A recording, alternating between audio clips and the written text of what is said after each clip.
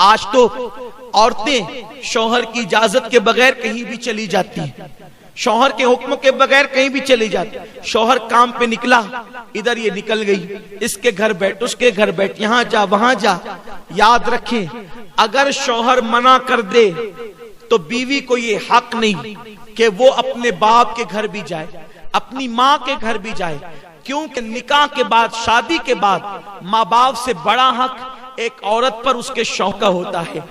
आकाए करीम अलैहिस्सलाम फरमाते हैं कि अगर इस्लाम में अल्लाह के सिवा किसी को सजदा करने की इजाजत होती तो मैं औरतों को हुक्म देता कि वो अपने शौहर को सजदा करे, लेकिन चूंकि किसी को गैरुल्लाह को सजदा करने की इजाजत नहीं। यहां मुझे एक हदीस पाक याद आती है, खवातीन गौर से सुने। आजकल अगर शौहर माँ बाप के घर न भेजे, बहनों के घर न भेजे, शादी में न भेजे, तो औरतें पंचायत बिठा देती है कि मुझे यहाँ नहीं भेजते, वहां नहीं भेजते, और घर की इज्जत बाहर आती है। आइए दिल के कानों से इस हदीस पाक को सुने। एक सहाबी दौरे रसालत में अपने घर से निकलते हैं और घर से निकलते वक्त अपनी बीवी को कहते हैं, देखो जब तक मैं सफर से वापस ना आ जाऊं तुम घर से बाहर मत निकलना, हत्ता कि तुम अपने माँ बाप के घर भी मत जाना जब तक कि मैं न आ जाऊं। लेकिन उनको ख्याल न रहा कि मेरे बाद पता नहीं क्या होगा, कैसे हालात होंगे। वो बोलकर तो चले गए, लेकिन मेरी बहनों सुनो तो सही, उनका घर कहाँ था? उनका घर ससुराल के ऊपर के हिस्से में था, यानी ऊपर के हिस्से में मियाँ बीवी रहते थे और नीचे के हिस्से में उस औरत के माँ बाप रहते थे। अल्लाह अकबर। शौहर ने कहा कि तुम मेरे आने बगैर, मेरे आए बगैर न माँ बाप के घर जाना, न किसी के घर जाना। शौहर चले गए। इत्तेफाक उनको पता नहीं रहा होगा कि मेरे जाने के बाद ऐसा हादसा भी हो सकता है। लोगों ने इत्तला दी बेटी को, देखो तुम्हारे अब्बा बीमार हो गए, इसलिए ऊपर से नीचे ही तो उतर के आना है।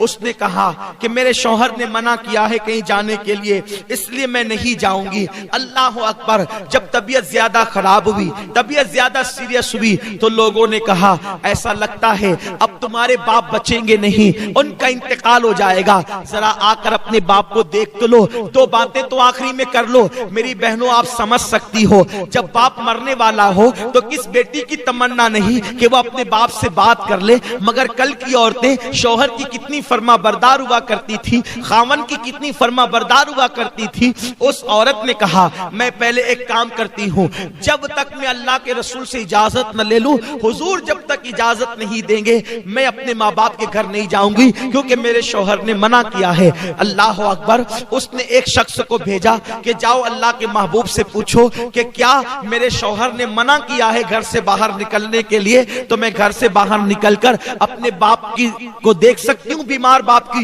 इयादत कर सकती हूँ। आकाए करीम ने फरमाया तुम्हारे लिए बेहतर यह है कि तुम अपने शौहर की फर्मा बरदारी करो और अपने बाप को देखने न जाओ, तुम्हारे लिए अफजल अमल यही है। वो औरत रुक गई। कितनी सब्र वाली औरतें थी उस दौर की। मेरे प्यारे आका अलैहिस्सलाम की कनीजों, ऐसा नहीं है कि औरतें कुछ भी करे जन्नत में चली जाएगी।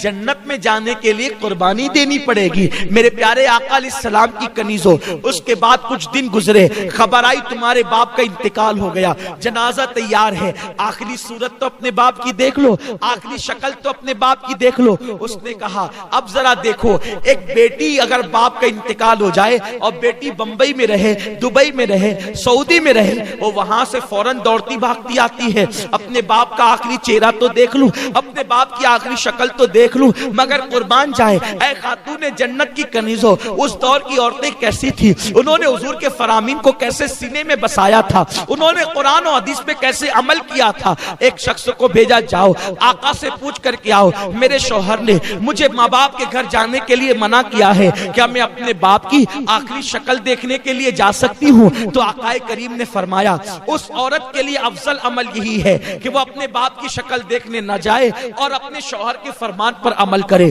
अल्लाह अकबर। वो खातून सब्र करके घर में बैठ गई। अल्लाह अल्लाह, लोग ले गए उसके बाप के जनाजे को और ले जाकर के दफन कर दिया। रात हुई, गमगीन थी, दुखड़ा था, तकलीफ थी कि मैं अपने बाप की आखिरी शक्ल भी देख ना सकी, मगर शौहर से कोई शिकायत न थी, इसलिए कि वो औरत जानती थी कि मेरे शौहर को थोड़ी पता था कि वो ये कह के जाएंगे और मेरे बाप का इंतकाल हो जाएगा। अल्लाह अकबर। वो रोते रोते सो गई। रात में ख्वाब क्या देखती है कि उस औरत के वालिद जन्नती ताज पहनकर और जन्नती लिबास पहनकर जन्नत के बाग में टहल रहे हैं। उस औरत ने पूछा, बाबा अल्लाह ने ये मुकाम आपको कैसे अता कर दिया? तो उस शख्स ने जवाब दिया, बेटी तूने अपने शौहर की फर्मा बरदारी की, अल्लाह को तेरी ये अदा इतनी पसंद आई, मेरे अल्लाह ने कहा तेरी बेटी के नेक अमल के सदके जब मैंने तुझे जन्नत अता कर दी।